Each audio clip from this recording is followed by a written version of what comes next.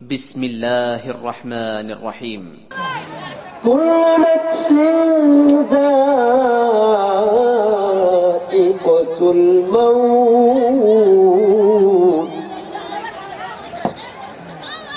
فمن زحزح عن النار وأدخل الجنة فمن زحزح عن النار وأدخل الجنة فقد فاز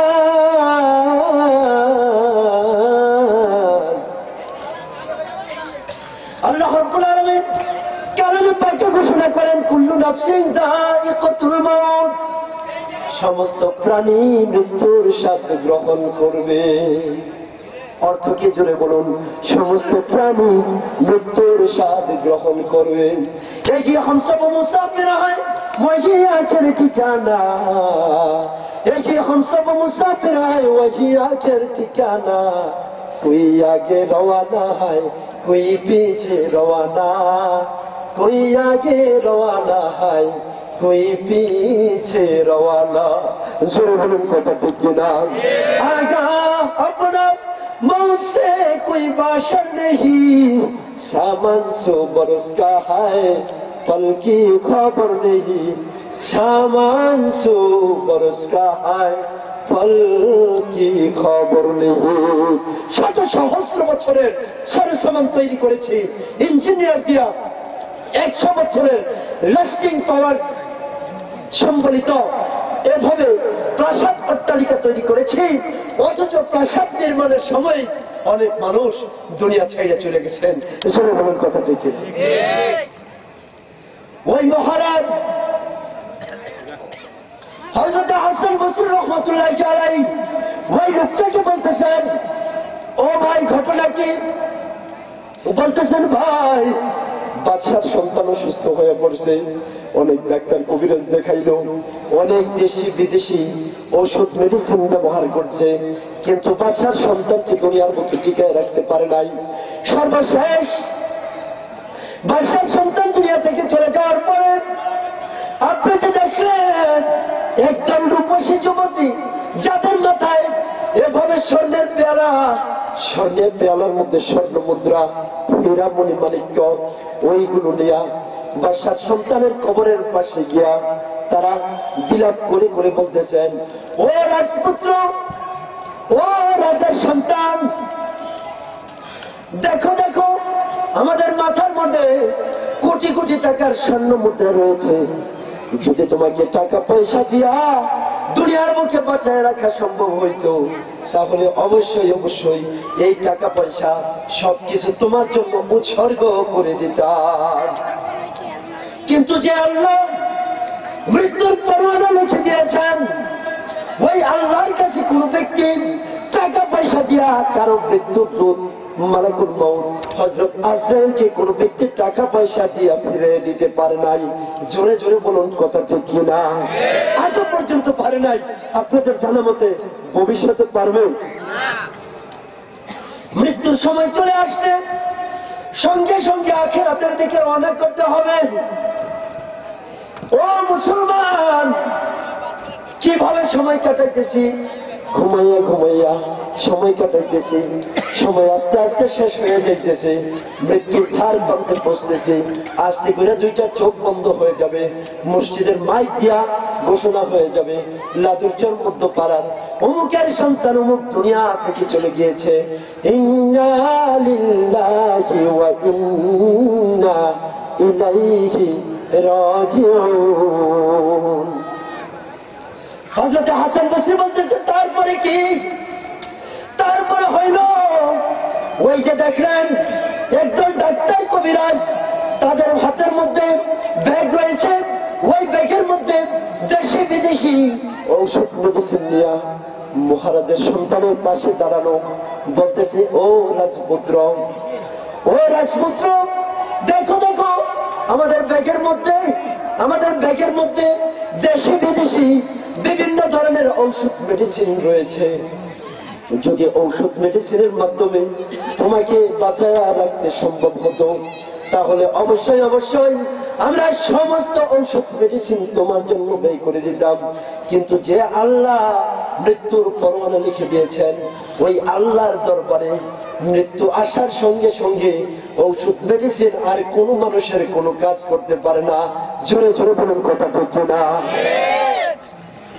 তারপরে দেখেন একদল সৈন্যবাহিনী অস্ত্র শস্ত্রে সুসজ্জিত, দেশে বিদেশে অস্ত্র নিয়ে বাদশার সন্তানের কোমরের পাশে দাঁড়ায় বলতেছেন, ও রাজপুত্র, দেখো দেখো আমাদের হাতে কত ধরনের অস্ত্র রয়েছে। যদি অস্ত্রের বলে তোমাকে টিকায় রাখা সম্ভব হইতো, আমরা এই যে কত দামি দামি গুলি রয়েছে, বোমা রয়েছে, রকেট লঞ্চার রয়েছে, অ্যাটম বোমা, বিভিন্ন ধরনের আইটেমের অনেক অস্ত্রশস্ত্র রয়েছে, যদি তোমাকে অস্ত্রের মাধ্যমে তোমাকে যদি ঠেকানো সম্ভব হইতো, তাহলে মালাকুল মউত আজরাইল আলাইহিস সালামের সাথে আমরা যুদ্ধ করতাম। কিন্তু যে মহান রব্বুল আলামিন তোমার মৃত্যুর পরোয়ানা লিখে দিয়েছেন, ওই আল্লাহর দরবারে মালাকুল মউতের সাথে কোন ব্যক্তি অস্ত্র দিয়া আজ পর্যন্ত কোন ব্যক্তির হায়াত বাড়াইতে পারে নাই। জোরে বলুন কথা ঠিক না? একটু মুহাব্বতের সাথে উচ্চ আওয়াজে আকাশ বাতাস মুখরিত করে একটু জিকির করে লা ইলাহা ইল্লাল্লাহ, লা ইলাহা ইল্লাল্লাহ। যে আওয়াজ হইতেছে আমার মনে হয় লাতুকের মানুষ রাত্রে রোজা রয়েছে। লা ইলাহা ইল্লাল্লাহ, জোরে লা ইলাহা ইল্লাল্লাহ, লা ইলাহা ইল্লাল্লাহ, লা ইলাহা ইল্লাল্লাহ, লা ইলাহা ইল্লাল্লাহ, জোরে লা ইলাহা ইল্লাল্লাহ, লা ইলাহা ইল্লাল্লাহ।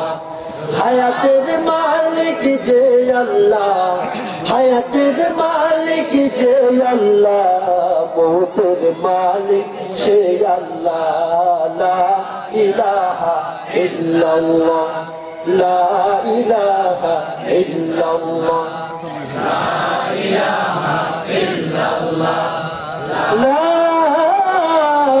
ইলাহা ইল্লাল্লাহ, মুহাম্মাদুর রাসূলুল্লাহ সাল্লাল্লাহু আলাইহি ওয়াসাল্লাম। আপনাদের কষ্ট হইতেছে? সকলেই বলুন আলহামদুলিল্লাহ। আরো জোরে বলুন আলহামদুলিল্লাহ। প্যান্ডেল আলহামদুলিল্লাহ ভরে গেছে। কে বলছে মানুষ মরবে না? কে বলছে আত্মীয় স্বজন অন্ধকার কবরে নাই? বোঝা গেল সকলেই সচেতন, আত্মীয় স্বজন অন্ধকার কবরে আছে, দোয়া করার দরকার আছে। জোরে বলুন কথা ঠিক কিনা? ওই যে হাসান বসরি রহমাতুল্লাহি আলাইহি বলতেছেন, তারপরে কি? তারপরে হইল ওই যে বৃদ্ধ কিছু পুরুষ মহিলা রাজার সন্তানের পাশে, সেখানে গিয়ে তারা বিলাপ করে কাঁদতেছেন আর বলতেছেন, ও রাজকুমার, যদি কান্নাকাটি করে মানুষের হায়াত বাড়ানো যাইত, আমরা সারা জীবন তোমার জন্য কান্নাকাটি করতাম। কিন্তু যে মহান রব্বুল আলামিন মানুষের মৃত্যুর পরোয়ানা লিখে দিয়েছেন, ওই আল্লাহর দরবারে তার আত্মীয় স্বজন, এমনকি সমস্ত পৃথিবীর মানুষ যদি কান্নাকাটি করে, কখনো কোনদিন ওই ব্যক্তির হায়াত আর বাড়াইতে পারে না। চিৎকার করে বলুন কথা ঠিক না? আল্লাহ রাব্বুল আলামিন কালামে পাকে ঘোষণা করেন, ওয়ালিকুল্লি উম্মাতিন আজালুম ফাইযা জাআ আজালুহুম লা ইস্তাখিরুনা সাআতাও ওয়া লা ইস্তাকদিমুন। মানুষের একটা মৃত্যুর সময় আছে, নির্ধারিত একটা সময় আছে। আমার ভাবনা করে কাটাইনি যে বেলা, দুনিয়াটা দুদিনেরই মিছে মায়ার খেলা। ওরে একে একে ছাড়বে তোরে স্ত্রী পুত্র জন, ববের হাতের লেনা দেনা হইল সমাপন। ববের হাতের লেনা দেনা হইল সমাপন। ও তুই কখন যাবি নিজের বাড়ি আমারও বুঝমন, ববের হাতের বেচা কিনা হইল সমাপন। জুড়ে বলুন কথা ঠিক কিনা? একদিন এই ভবের হাটের বেচা কিনা সব সমাপন হয়ে যাবে, বন্ধ হয়ে যাবে। দোকান ঠিক থাকবে, খাট ঠিক থাকবে, ল্যাপটপ সব ঠিক থাকবে। দাদার চশমাটা আজও পর্যন্ত দুনিয়াতে আছে, কিন্তু দাদা দুনিয়াতে নাই। হযরত হাসান বসরি রহমাতুল্লাহ আলাইহি বলতেছেন, তারপরে কি হালত? বলতেছেন তারপরে অবস্থা হইল মহারাজ নিচে সেখানে প্রবেশ করে সন্তানের জন্য কান্নাকাটি করলেন। ও আমার বাবা, আমি তোমাকে বাঁচানোর জন্য এত চিন্তা করলাম, এত ফিকির করলাম, বিভিন্ন রাষ্ট্রে নিয়ে গেলাম, অনেক ঔষধ মেডিসিন তোমার জন্য ব্যবহার করলাম। বাবা রে, মানুষ যেখানে বলছে সেখানেই আমি নিয়ে গেলাম, কিন্তু মহান রব্বুল আলামিনের পক্ষ থেকে মৃত্যুর একটা সময় নির্ধারণ, ওই সময় তোমার শেষ হয়ে গেছে, আমি আর দুনিয়ার বুকে তোমাকে বাঁচায় রাখতে পারলাম না।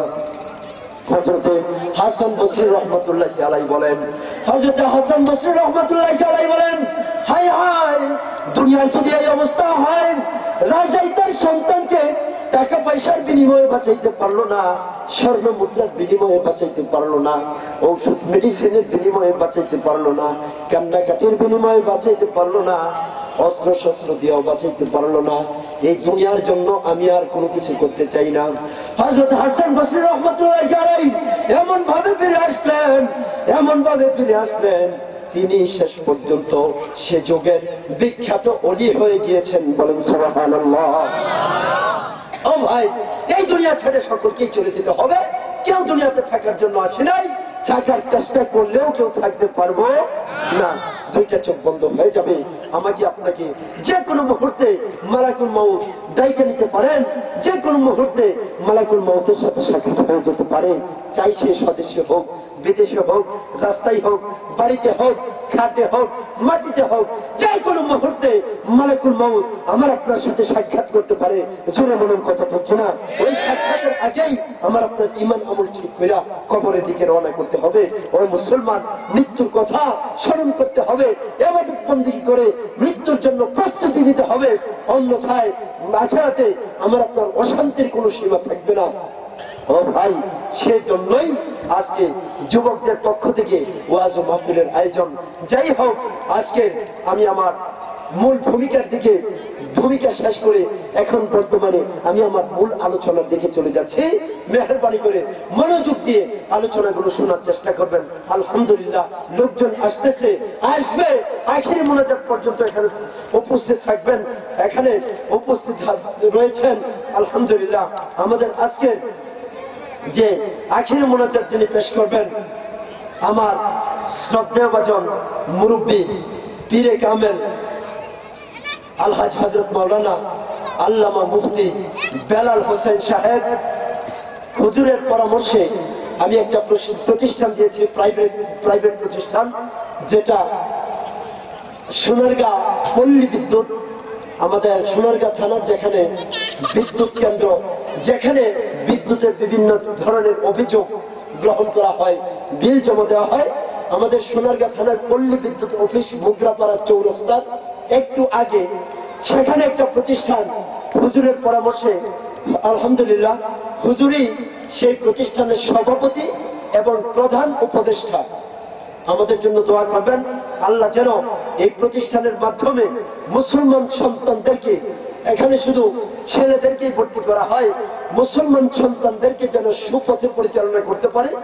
বাংলা, অঙ্ক, ইংরেজির সাথে হিফজুল কোরআন পর্যন্ত সেখানে পড়াশোনা রয়েছে।